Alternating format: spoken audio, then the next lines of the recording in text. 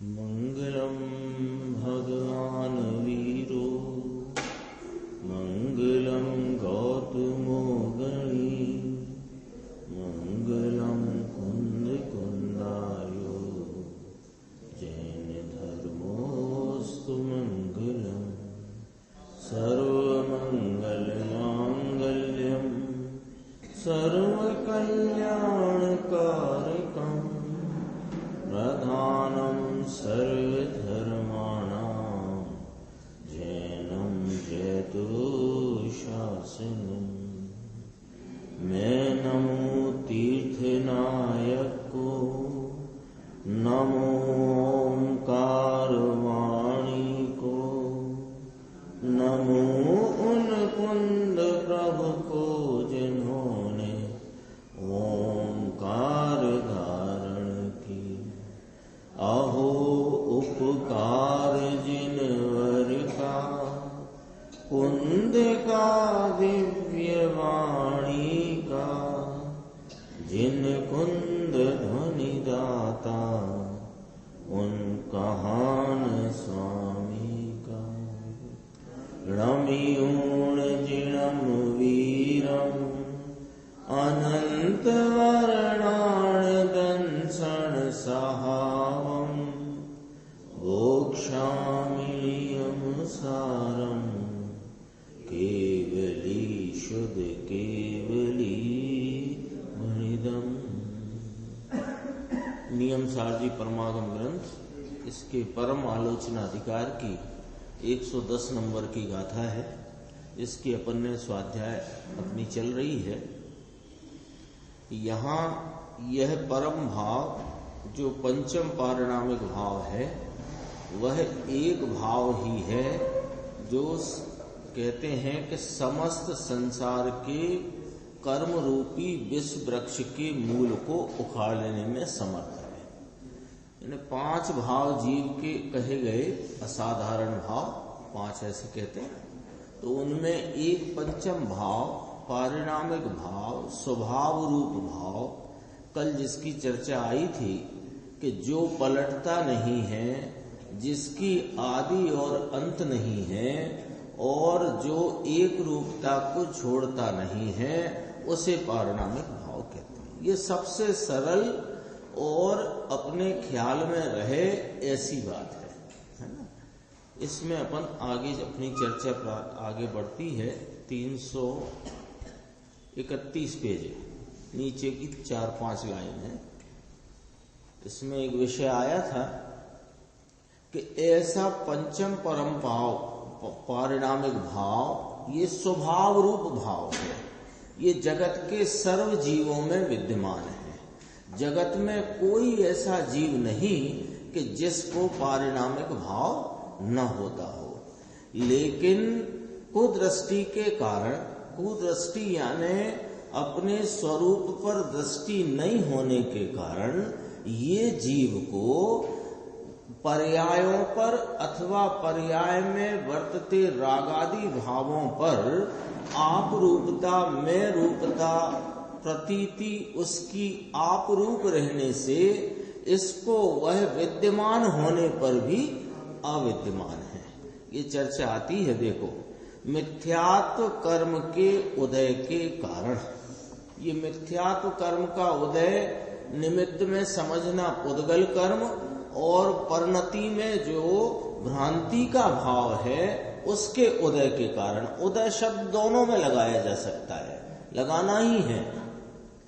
मिथ्यात्व कर्म के उदय के कारण।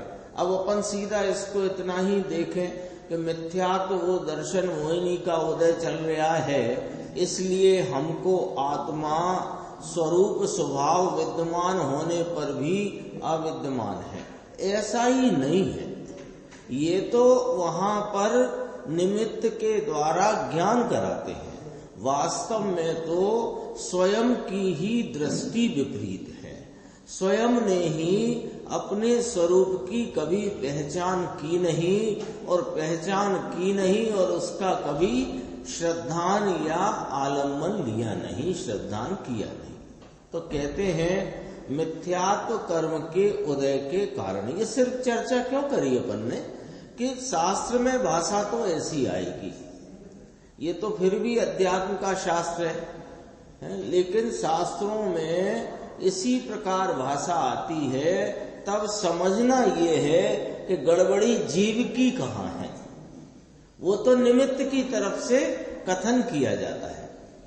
मिथ्यात्व कर्म के उदय के कारण कुदृष्टि को सदा यह परम पारिणामिक स्वरूप भाव सदा निश्चय से विद्यमान होते होने पर भी, देखो क्या कहते हैं हम, यहाँ गुरुदेव श्री खुलासा करते हैं, सदा निश्चय से हयाती नाम सत्ता मौजूदगी हाजिरी, हयात होने पर भी, धरावता माने मौजूदगी होने पर भी भगवान आत्मा परम स्वभाव भाव त्रिकाल सदा हयाती नाम मौजूदगी रखता होते होने पर भी, हयाती नाम इसकी सत्ता होने पर भी अविद्यमान ही है।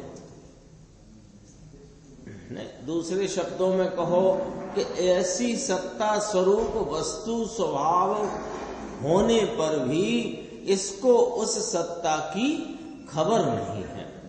तो खबर नहीं है तो होने पर भी वह नहीं है। दृष्टि में आया नहीं, इसलिए इसको तो नहीं। किसको नहीं?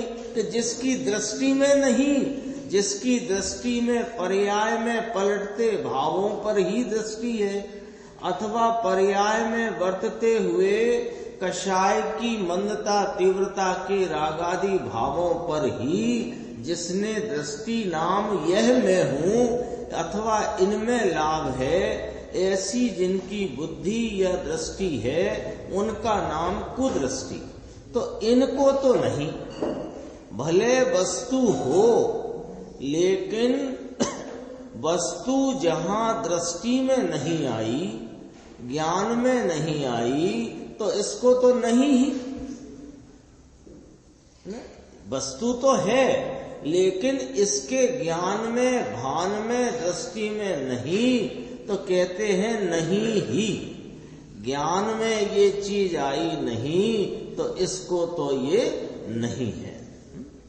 आगे देखना 332 में बीच में, ये विद्यमान त्रिकाल प्रभु विराजमान है, आपको, हमको, जगत के सर्व जीवों को, चाहे वे नित्य निगोद में रहे हुए हों, चाहे चार यह व्यवहार गतियां जो कही गई, हाँ, ये नर देव नारक और त्रियंच आदि, अथवा कि सिद्ध गति, कहीं रहा हो जीव, यह विद्यमान त्रिकाल प्रभु विराजमान है, ऐसे का ऐसा। ना अपन ने कल बात करी थी, जो पलटता नहीं है, जो अनादि अनंत नाम आदि अंत से रहित है, जो एक रूपता को कभी छोड़ता नहीं है, ऐसे का ऐसा।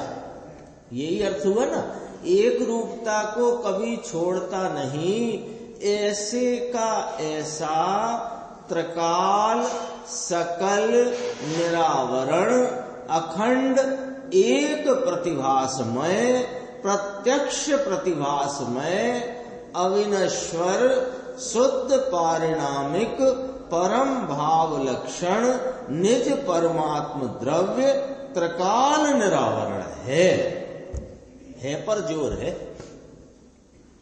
ये 320 गाथा में जैसे स्वामी ने कहा कि ये ज्ञानी सुदृष्टि जीव है, वह तो अपने को इस रूप ध्याता है, ध्याति पर्याय है, वो पर्याय अपने को इस रूप ध्याती है। ये वाली बात कही। देखो दोबारा से पढ़ते हैं, एवो एवो ने एवो, ऐसे का ऐसा। पहले तो इस बात को थोड़ा शब्दों से आगे बढ़कर विचार में लो, यानी थोड़े उसका एक महसूस करो कि ऐसे का ऐसा, उसका महसूस करके देखो। शब्द तो अपने को ये सब सुनते सुनते इतना परिचय हो गया कि शब्द अब नए नहीं लगते, नए। यही पंक्ति अपन ने किसी ने 10-5 बार, किसी ने 50 बार, किसी ने 2-4 बार तो सुनी होगी। त्रिकाल सकल निरावरण अखंड एक प्रत्यक्ष प्रतिभास में अविनश्वर। लेकिन इसको जरा अपने ख्याल में, विचार में लेकर थोड़ा इसको महसूस तो करो, है क्या कहना चाहते हैं आचार्य परमात्मा, क्या दिखाना चाहते हैं। देखो, ऐसे का ऐसा, यानी जो ऐसे का ऐसा नहीं रहता वो मैं नहीं। ऐसे का ऐसा कौन नहीं रहता कि बदलती हुई अवस्था, रागादि के विकृत भाव, वे कभी एक रूप नहीं रहते, वे अनेक रूपता वाले हैं। तो जो एक रूपता स्वरूप है, जो ऐसे का ऐसा है, जिसकी आदि नहीं, जिसका अंत नहीं, जो कभी पलटता नहीं, ऐसे का ऐसा मैं। अब उसकी खुलासा, त्रिकाल यानी सदाकाल, सकल निरावरण। सकल निरावरण शब्द क्या कहता है कि मैं अपने अनंत गुण संपदा से परिपूर्ण हूं। मेरी गुणों की जो संपदा है, उस गुणों की संपदा पर कोई आवरण नहीं है। तो मेरे वर्तमान ज्ञान की प्रकट अवस्था में पूर्ण खिलावट तो नहीं है, अल्प खिलावट है। तो अल्प खिलावट जो तुमने देखी, वो तो तुम पर्याय को देखकर बोलते हो, और हम तो उसकी बात करते हैं एवो ने एवो, ऐसे का ऐसा। और फिर कहा त्रिकाल, सदा काल रहता हुआ, तो कहा सकल निरावरण अखंड एक, अनंत गुण संपदा का यह स्वामी, जिसका प्रत्येक गुण परिपूर्ण स्वरूप है, वह अनंत गुणों का अखंड एक है। अखंड एक आया ना, एक एक शब्द। अपन कुछ उसमें कोई प्रवचन भी नहीं है, ये कोई व्याख्यान भी नहीं है, ये तो जो लिखा है उसे अपन महसूस करने की चेष्टा कर रहे हैं। यानी वो जो आचार्य परमात्मा ने शब्दों के द्वारा जो भाव कहे, वो भाव को पकड़ने का, भाव को महसूस करने का अपन प्रयत्न करें, तो उससे अपने को क्या होगा कि इस चैतन्य परमात्मा की महिमा आएगी। और चैतन्य परमात्मा की महिमा के बिना हमारा, आपका, किसी का भी कल्याण संभव ही नहीं। इसलिए त्रिकाल कहा, ऐसे का ऐसा। त्रिकाल सकल निरावरण, यानी संपूर्ण गुणों का परिपूर्ण स्वरूप, और अनंते संपूर्ण गुणों का अखंड एक भाव। एक अखंड अभेद है। अनंत गुण है, ज्ञान दर्शन सुख चारित्र वीर प्रभुत्व विभुत्व आदि अनंते गुण। वे अनंते गुण स्वरूप नहीं में, अनंते गुण स्वरूपों का अखंड एक भाव हूं। ऐसा फिर क्या कहा, प्रतिभासमय माने प्रत्यक्ष प्रतिभासमय। अभी चल रहा था बिल्कुल ठीक सीडी में अंत में, अंतिम 9:11-12 के समय था, मतलब जब पूरा होने वाला था तब बात चलती थी। मैं तो ऐसा प्रत्यक्ष प्रतिभास में वहां ज्ञायक रूप लिया था। मैं प्रत्यक्ष ज्ञायक स्वभाव हूं। ज्ञायक स्वभाव कहो कि प्रतिभास मैं कहो। प्रतिभास माने क्या होता है निर्देश भाई? प्रतिभास माने होता है प्रतिभास, जैसा है वैसा ज्ञान में आना, है? वो सरल शब्द है, कठिन कुछ नहीं है अक्षय भाई। प्रतिलिपि होती कि नहीं, जब तहसील जाते हो उन्होंने कहा इसकी प्रतिलिपि लाओ, तो प्रतिलिपि लाओ, उसका अर्थ करो। वो तो कॉपी तो डायरेक्ट कर दिया अपन ने। प्रति माने जैसा है वैसी लिखावट वाला कागज, उसे कहते हैं प्रतिलिपि। यहां कहा प्रतिभास, जैसा है वैसा जानने में आने रूप। मैं कहा ना, इसलिए उसमें आने रूप। प्रतिभास माने जैसा है वैसा जानने में आए, और मैं माने जानने में आने रूप। तो किस प्रकार जानने में आने रूप हूं मैं? प्रत्यक्ष प्रतिभास मैं हूं। मैं परोक्ष रह जाऊं ऐसा नहीं है कि शास्त्र में लिखा है मैं शुद्ध पवित्र परिपूर्ण एक अखंड हूं इसलिए मैं एक अखंड हूं, ऐसा नहीं हूं मैं। शास्त्र में लिखा है, जिनेंद्र परमात्मा फरमाते हैं, उनके द्वारा कही गई वाणी के अनुसार गणधर भगवान आचार्य परमात्मा ज्ञानी धर्मात्मा कहते हैं कि तुम पवित्र हो, शुद्ध हो, अखंड एक हो, इसलिए मैं अखंड हूं। मैं ऐसा ही अपनी उपयोग की सीधी परिणति में, प्रत्यक्षपने, जानने में, अनुभवने में, संचेतने में आ सकूं, ऐसा मैं तत्व हूं। ये दोपहर वाला काम अपन अभी कर लेते हैं, दोपहर को आने वाला है, यही कही गई प्रक्रिया। देखो फिर कहा अविनश्वर। अविनश्वर का अर्थ तो संजय भाई आप जानते ही हो। आ माने नहीं, विनश्वर माने विनष्ट होने वाला। तो मैं कभी विनष्ट होने वाला नहीं, अविनश्वर हूं। तो कैसा है ये अविनश्वर? अभी तक तो देखो, ऐसे का ऐसा, त्रिकाल, सकल निरावरण माने परिपूर्ण, अनंत गुणों का अखंड एक पुंज, और अपनी परिणति में, अपनी जानन दशा में मैं प्रत्यक्ष जानने में आऊं, ऐसा अविनश्वर पदार्थ हूं। सो भाई तुम ऐसे पदार्थ हो, ये पदार्थ है कैसा? तो वो कहते हैं कि शुद्ध पारिणामिक परम भाव लक्षण निज परमात्म द्रव्य त्रिकाल निरावरण है। शुद्ध पारिणामिक परम भाव लक्षण है ये चर्चा चलती आ रही है पारिणामिक भाव की, क्योंकि यही एक भाव है जिसके आलम्बन से संसार रूपी विष वृक्ष के मूल को उखाड़ा जा सकता है। एक ही भाव है। ऐसा शुद्ध पारिणामिक परम भाव लक्षण निज परमात्म द्रव्य त्रिकाल निरावरण है। त्रिकाल निरावरण वस्तु है, ये मैं है ना। वस्तु है कह के वो वस्तु है, मैं तो पामर दुखिया प्राणी, ये नहीं।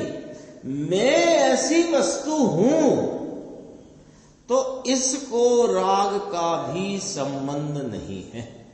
मेरी परिणति में अभी शास्त्र श्रवण का जो राग है, भगवान की वाणी के प्रति बहुमान का और उसको श्रवण करने का जो राग है, वो राग का मुझसे कोई संबंध नहीं। अभी राग है कि नहीं है? कहां? पर्याय में, मुझ में नहीं। ये भी अभी आके गया। 198 गाथा थी ना, 99 थी, 98 थी। अभी के बाद अभी का मैं उसमें नहीं, वो मुझ में नहीं, मैं राग में नहीं, राग मुझ में नहीं, मैं उधर आता नहीं, ये इधर आता नहीं। ये थोड़ा सा विचार में लेके इसको, दरअसल अपन सुन तो सभी रहे हैं, सारी चर्चा पूज्य गुरुदेव श्री के माध्यम से, आचार्य भगवंतों की सारी चर्चा, जिनेंद्र परमात्मा की वाणी अपने सामने प्रतिदिन अपने सुनने में पढ़ने में आती है, लेकिन अब अपने को इसमें दो काम करने हैं कि एक जो बात सुनने में आ रही है उस बात को थोड़ा विचार में लेकर ये चैतन्य परमात्मा की महिमा करना है। वाणी की महिमा बहुत कर ली और वो कोई छूट नहीं जाएगी। जितनी जितनी चैतन्य भगवान की महिमा बढ़ेगी उसको बताने वाली वाणी की भी महिमा बढ़ती जाएगी। लेकिन अभी सिर्फ वाणी की महिमा में रहने से कोई फायदा नहीं होगा। सच कहते हैं, हम प्रतिदिन स्वाध्याय सुनने के लिए आने लगे या आते हैं या आ रहे हैं, इससे बहुत लाभ होएगा तो इस धोखे में न रहना, ये धोखा हो जाएगा। सुनने के लिए एक आध बार कह भी चुके हैं, अब फिर कहने का मन आ गया तो कह देते हैं, सुनने के लिए कोई मत आओ। जो कोई सुनने आता हो तो मत आओ, क्योंकि ये सिर्फ सुनने की चीज नहीं है। ये तो जो बात सामने आती है उसको विचार में लो, विचार में लेकर वैसा महसूस करने का प्रयास करो। महसूस तो समझते हैं ना, इसको पकड़ा तो ये हार्ड है, ठंडा है, महसूस करा कि नहीं करा। तो ये ऐसा है, ऐसा यह आत्मा जिनेन्द्र परमात्मा आचार्य भगवान कहते हैं, तो उस प्रकार का अपने विकल्पात्मक ज्ञान में महसूस तो करो। और महसूस करने से फायदा क्या होगा कि इसकी महिमा बढ़ेगी, और इसकी महिमा बढ़ेगी तो रागादि की महिमा घटेगी, और रागादि की महिमा घटेगी तो इसकी महिमा बढ़ने में ही वो पुरुषार्थ इसकी रुचि की अनुयायी अनुसरण में वो इधर को झुकेगा, और उस झुकी हुई उस स्फुरायमान पुरुषार्थ में वो उपयोग जो इधर झुक जाएगा तो तेरा वह कार्य हो जाएगा कि जो अब तक नहीं हुआ अनादिकाल से।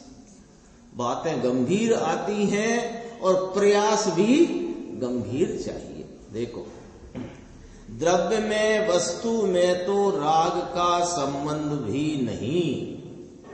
ये जो एक राग का अंश अपने वेदन में आता है, जो शास्त्र श्रवण का होवे, भगवान की भक्ति का हो, किसी प्रकार की दया दान व्रत का हो, कोई राग का कषाय की मंदता का परिणाम जो हमारे वेदन में आता है, उसका मेरा कोई संबंध नहीं।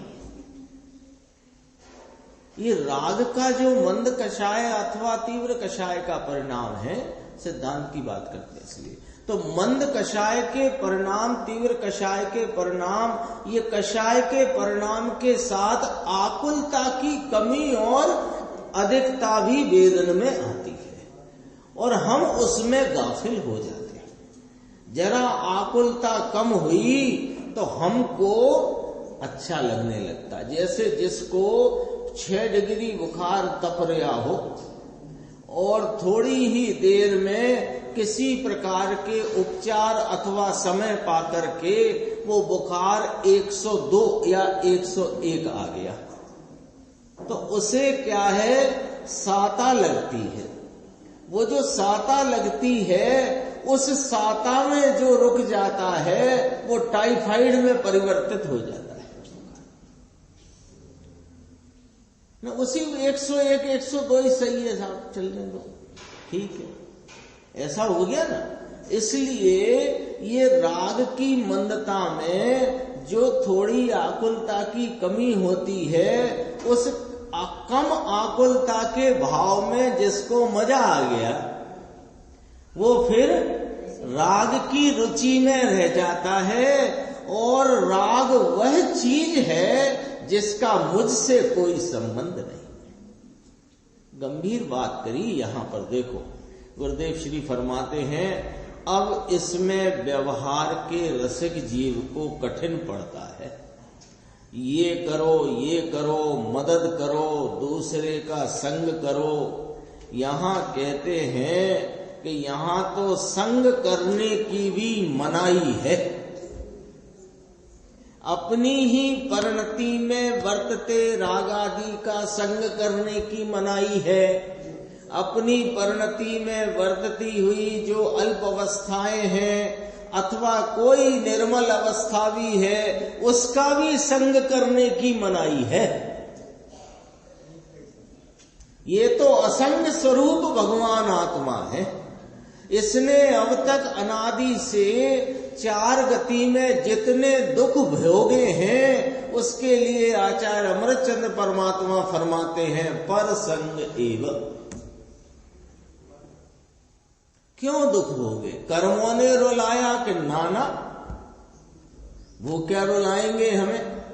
इसने स्वयं अपने स्वरूप असंग भगवान का संग न करके पर संग एवं, पर संग में ही अनादि से ये 4 गतियों में धक्के खा रहा है। तो यहां तो मनाही है संग करने की। देखो, असंग को संग क्या, असंग को संग क्या, वस्तु असंग है। असंग का अर्थ समझ गए? अकेली है, एकली, अकेली है, कोई संगी साथी नहीं इसका। ये तो त्रिकाल, सकल त्रिकाल निरावरण अखंड एक प्रत्यक्ष प्रतिवास में अविनश्वर शुद्ध पारिणामिक परम भाव लक्षण परमात्म द्रव्य वह मैं हूं, ये है। ये संग करने जाएगा तो वहां राग उत्पन्न होगा। असंग में राग नहीं, ये तो त्रिकाल निरावरण असंग तत्व है। भगवान आत्मा सबका आत्मा। ज्ञानियों के मुख से सुनो कितने मधुरता से कहते हैं, भगवान आत्मा सबका आत्मा।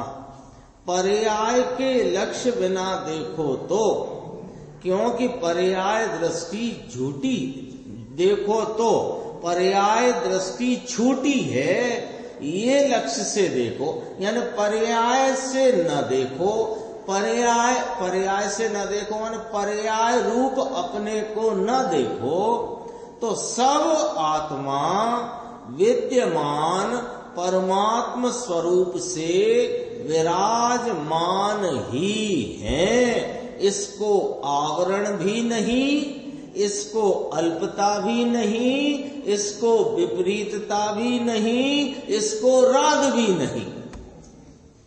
ये मैंने जोड़ दिया, इसमें नहीं लिखा। बोलो, कल 3 बातें याद कराई थी माने याद रह गई। मैं पंचम परम पारिणामिक भाव स्वरूप। तो पंचम परम पारिणामिक भाव क्या होता है?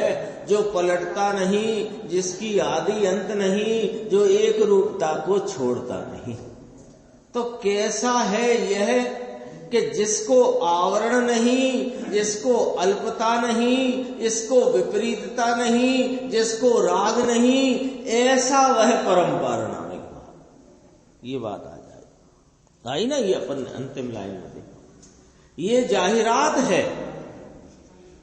जाहिरात उर्दू का शब्द है, गुजरात में प्रचलन में है और अपन सब जानते हैं। जाहिरात माने ऐलान है, घोषणा।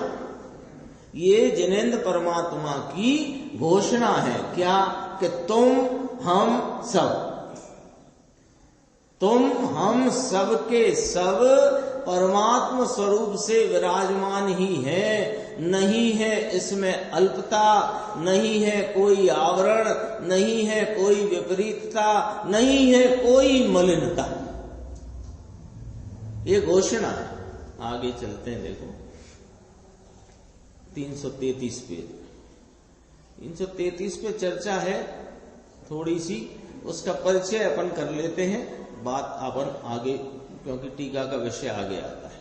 इसमें जो विद्यमानता की बात चली ना, विद्यमान ही है, तो विद्यमान ही है, तो ये कहते हैं कि जब ऐसी बात चले तो क्या कि जो जिसका राग ऊपर लक्ष्य है उसे विद्यमान होने पर भी अविद्यमान है।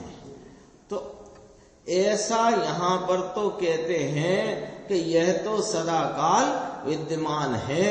जब ये बात कहें तो जो भीड़ भड़का है वो तो यूं कहे कि ये तो एकांत है, एकांत है। अभी बैठे हो पाप में और पुण्य रूप भावों में और मलिनता में और आकुलता में, वो कहते हो मैं सकल निरावरण, ये तो एकांत है। तो गुरुदेव श्री ने यहां कहा है, संक्षेप में बताते हैं कि सम्यक एकांत भी अनेकांत ही है, अपितु सम्यक एकांत के बिना अनेकांत की भी सिद्धि नहीं होती।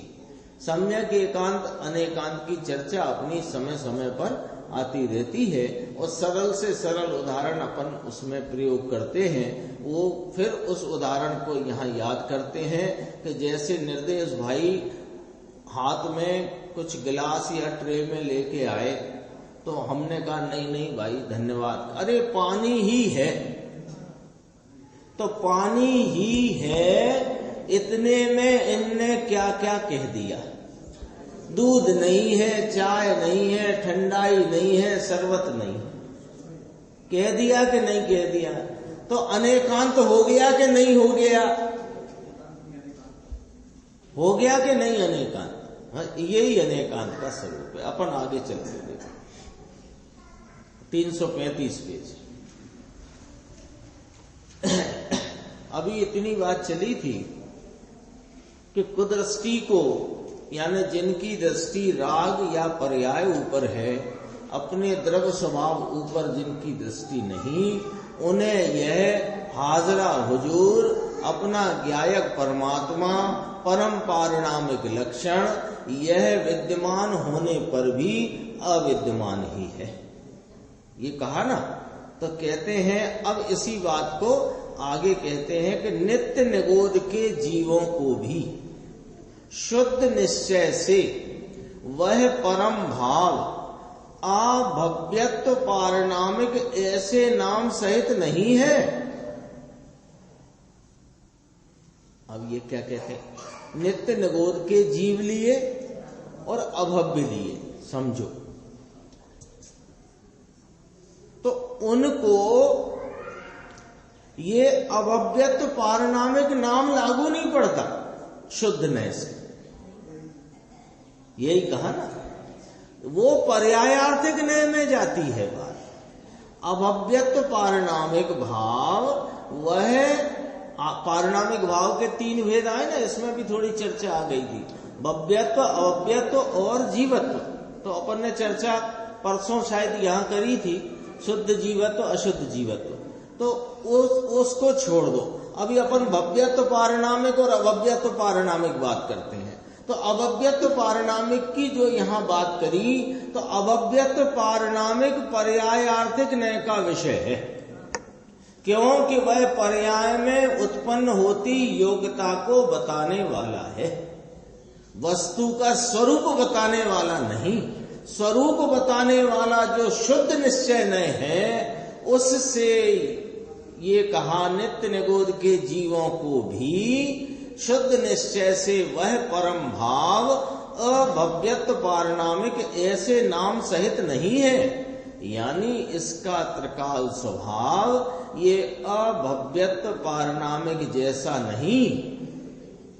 अभव्यत्व पारिणामिक को तो पर्याय में कोई समय आता ही नहीं है ना, ये एक पर्याय की तरफ से अभव्यत्व का लिया, और इसको तो पर्याय में आए इस रीति से है। क्या समझ में आया? ये गुरुदेव का यहाँ पर एक पॉइंट और है, पीछे लिया है उन्होंने, कि नित्य निगोद से भी जीव जो निकल आते हैं भव्यत्व भाव वाले भव्य जीव नित्य निगोद में हो तो निकल आते हैं, निकल करके वे भी उनकी पर्याय में ये परम पारिणामिक भाव की प्रतीति ज्ञान भान आचरण होता है, इतना उसमें लिया। लेकिन अभवी जीव को विद्यमान तो है किंतु ख्याल में आता नहीं, इसलिए इसको नहीं ऐसा पर्यायार्थिक नय से कहते हैं, लेकिन द्रव्यार्थिक नय से वस्तुनिष्ठता से तो अभव्य जीव को भी यह शुद्ध पारिणामिक भाव शक्ति रूप से विद्यमान है, ये कहना है यहाँ पर। ख्याल में आए ऐसा इस रीति से, इस रीति से दूसरा सबको नहीं, ख्याल में आए ऐसा इस रीति से अंदर है। देखो, अभव्यत पारिणामिक ऐसे नाम सहित नहीं, परंतु शुद्ध पने ही है। अभव्य जीवों को भी, जिन जीवों की कभी मुक्ति नहीं, जिन जीवों की परिणति में कभी मुक्ति के मार्ग का उद्भव नहीं, ऐसे अभव्य जीवों के भी वह अभव्यत्व पारिणामिक पर्यायार्थिक नय से कहो तो ठीक है, किंतु शुद्ध नय से तो यह शुद्ध पारिणामिक भाव स्वरूप, यह अपना परमात्म स्वरूप भाव, ज्ञायक भाव सदा विद्यमान ही है। तो कहा शुद्ध पने ही है। ये वस्तु तो इसकी शुद्ध पने ही है। ये पर्याय में भले चाहे जैसा मानो, वस्तु शुद्ध है ऐसी स्वयं को जो पर्याय दृष्टि गई है, तो पर्याय दृष्टि से सामने वाले को देखते ही नहीं। जिस ज्ञानी धर्मात्मा के अपने परम पारिणामिक भाव स्वरूप की दृष्टि हुई है, उस दृष्टि से अपने को पारिणामिक भाव स्वरूप देखते हैं, तो वे तो अभव्य जीव को भी उसकी पर्याय से देखते नहीं, उसको भी द्रव्य दृष्टि से देखते हैं, तो वह भी शुद्ध ही है, ये कहा। परम स्वभाव भाव से भरा हुआ है ऐसा देखते हैं। अभव्यत्व पारिणामिक नाम वाले पर्याय नय से कहे जा सकने वाले जो जीव हैं, उन जीवों को वो परम पारिणामिक भाव शुद्ध नय से देखो तो विद्यमान ही है। तो जो ज्ञानी धर्मात्मा जिन्होंने अपने को पारिणामिक भाव स्वरूप देखा जाना अनुभव किया है, वे सब जीवों को उस शुद्ध नय से ही देखते हैं, तो सब जीवों को पारिणामिक भाव स्वरूप देखते हैं, ये कहना चाहते हैं। आगे प्रवचन है दृष्टांत का, जहां चर्चा आई थी। देखो दृष्टांत लिया है ना, 337 पेज।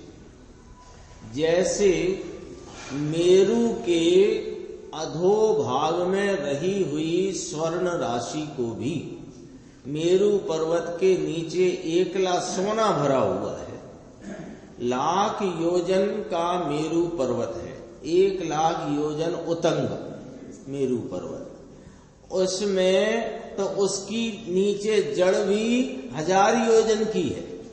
1,00,000 योजन ऊपर है ना, 1000 योजन जड़ है उसकी। तो कहते हैं 1,00,000 योजन जड़ माने उसकी नीचे गहराई, नींव मेरु पर। इसमें अनादि से नीचे अकेला सोना भरा है। मेरु पर्वत का अंदर जो निचला भाग है, ये अकेला सोने से भरा हुआ है अनादि से। ये मेरु के अधोभाग में रही हुई स्वर्ण राशि, स्वर्ण का ढेर, उसको भी स्वर्ण बना है। वो अनादि से वहीं रहा है सोना, कभी निकल करके आया नहीं, कभी उसका कुंडल कड़ा बाजूबंद बना नहीं, रहा वहीं। तो क्या वो सोना नहीं? ये पूछते हैं दृष्टांत। बताओ भाई संजय भाई,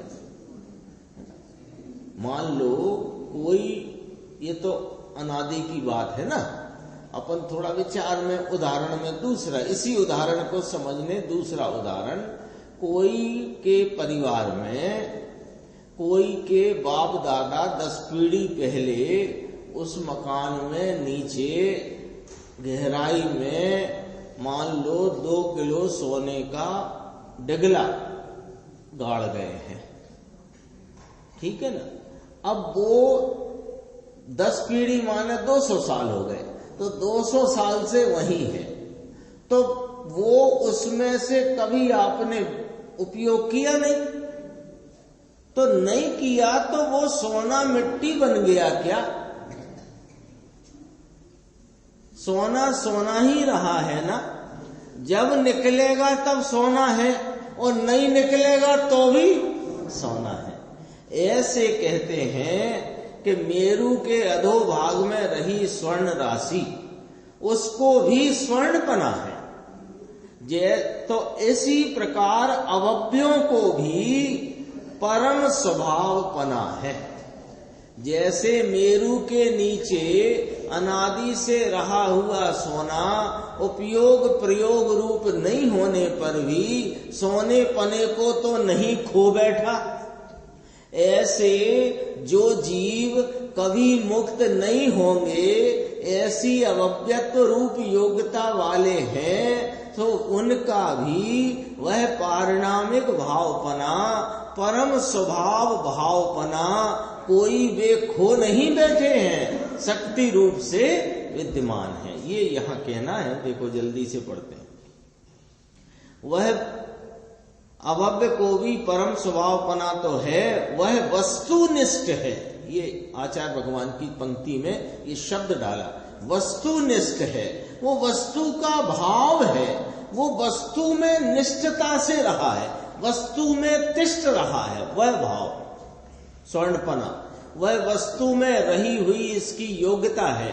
जैसे मेरु पर्वत का सोना बाहर लाकर व्यापार में अथवा उपयोग में काम आता है, ऐसा नहीं। नीचे सोने का ढेर पड़ा है, मेरु पर्वत लाख योजन का ऊंचा, इसके प्रमाण में इसकी नीचे गहराई कितनी 1000 योजन कहते हैं ना आगम में। मेरु पर्वत के नीचे अकेला सोना भरा हुआ है। श्रोता को ऐसा कहते हैं कि तुम परिणम सकते हो, ऐसे हो। देखो बात अवयव की भी करके ये बताया कि अवयव का भी यह ज्ञायक भावपना, यह त्रिकाल निरावरणपना, ये इसका प्रत्यक्ष प्रतिभासमय पना कहीं चला नहीं गया है। ये परम पारिणामिक भाव रूप से विद्यमान ही है, जैसे सोना मेरु पर्वत के नीचे का। ये बात पर से कहना क्या है वो समझते हैं। देखो, तुम परिणम सकते हो, ऐसे हो। अवयव के जीव जैसे तुम नहीं हो, ऐसे कोई अल्प जीव होते हैं भैया। अनंत अक्षय अनंत जीव राशि इस 3 लोक में भरी पड़ी है। 3 लोक के बाहर तो है नहीं जीव, 3 लोक में अक्षय अनंत जीव राशि भरी पड़ी है, ठीक है। वह अक्षय अनंत जीव राशि में बहुत अल्प जीव होते हैं जिनको यह सच्ची अच्छी कल्याणकारी हितकारी भवतापहारी सर्व संकट मिटाने वाली वाणी कान में पड़ती है। बहुत अल्प होते हैं। सोचो जरा, निगोदिया तो दिखते नहीं ना आपको। अरे जाना कहीं ऐसे घूमते हुए पानी का जरा सा ढेर लगाओ, वहां मच्छरों की संख्या ही देख लेना, कभी चींटियों का ढेर देख लेना, उससे ही आपको अनुमान हो सकेगा कि कितनी अनंती जीव राशि है इस जगत में। निगोदिया तो दिखता नहीं, लेकिन आगम कहता है, उसके अनुसार अपन जानते हैं, समझते हैं। लेकिन यहां से अभी निकलो, पानी भरा हो, छोटा सा गड्ढा, उसके ऊपर ही कितने मच्छर, जरा सा चक्कर का दाना फैला हो तो चींटियों का ढेर देख लो। वे जीव नहीं है क्या? अरे परम पारिणामिक भाव से विद्यमान जीव हैं वे, प्रत्यक्ष प्रतिभासमय सकल निरावरण स्वरूप है वे। उनमें से कोई जीव, इतनी जीव राशि में से हम आप बैठे हैं ना यहां पर, ये समझो कोई बहुत बहुत बहुत कोई अतिशय पुण्य का उदय खड़ा हुआ है आकर के, लेकिन पुण्य के उदय से आत्मा नहीं मिलती। पुण्य के उदय में आत्मा की बात मिल सकती है। आत्मा तो अपने निजी पुरुषार्थ से प्राप्त होती है। देखो जल्दी करते हैं, ऐसे कोई अल्पजीव होते हैं, तुम यहाँ आए, यहाँ सुनते हो, सुनने आए हो, तो ये कोई एकेंद्री को तो नहीं कही जा रही बात। आप प्रतिबुद्ध हो, अनादि से अपने को जानते नहीं, लेकिन हो तो भगवान, और भगवान होने के परिणमन के लायक ही हो। भगवान पने परिणमने के लायक ही हो, भव्य हो। अभव्य को भगवान पना है, लेकिन भगवान पना परिणमने के लायक नहीं। आंतरा पाड़ करके बात करते हैं। ये अभव्य को भी यह त्रिकाली स्वभाव विद्यमान है, तुमको भी विद्यमान है। वे परिणमने के लायक नहीं, तुम भगवान स्वरूप हो, वे भी भगवान स्वरूप है। वे भगवान रूप परिणमने के लायक नहीं, तुम भगवान रूप परिणमने के लायक हो, तो परिणम जाओ, ऐसा कहते हैं। मैं तुमको सुनाता हूं और ये तुमको मैं ऐसा कहता हूं कि नित्य निगोद के जीव भी अभव्य जीव जैसे नहीं। यहाँ ये बात भी ली, नित्य निगोद से भी निकलते हैं कि नहीं, तो वे भी कोई अभव्य नहीं, सभी। प्रभु तुम तो यहां तक आ गए, तुम तो यहां तक आ गए, सुना, वीतराग सर्वज्ञ की वाणी कान में पड़ी, तो कहते हैं कि तेरा आत्मा शुद्ध पने परिणमने के लायक है, परमात्मा होने के लायक है, परमात्मपना है। ऐसा परमात्मपना प्रतीति में आए, ऐसे तुम हो। ये इतना थोड़ा विश्वास तो करो। आगे की चर्चा इसमें और भी है, अपन आगे की स्वाध्याय में